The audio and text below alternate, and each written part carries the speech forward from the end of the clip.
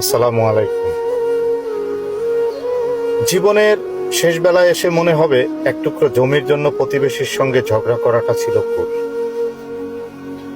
কাউকে কষ্ট দিয়ে কঠিন কথা বলাটা ছিল ভুল। দুর্বল কাউকে ভয় দেখিয়ে নিজের ক্ষমতা দেখানোটাও ছিল ভুল। শেষ বেলায় মনে হবে ক্লাসের সবচেয়ে মেধাবী ছাত্র না হলেও জীবনে বড় কোনো ক্ষতি হয়নি।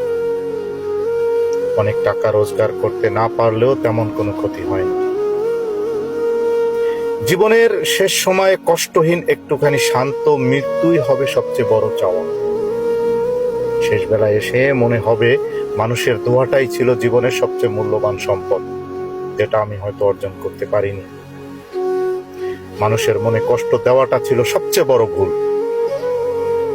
শ্বাসকষ্টের মাঝে আটকে থাকা নিঃশ্বাসের ভারে তখন টাকার হিসাব নয়, শুধু মানুষের দোয়াটাই মনে হবে সবচেয়ে মূল্যবান।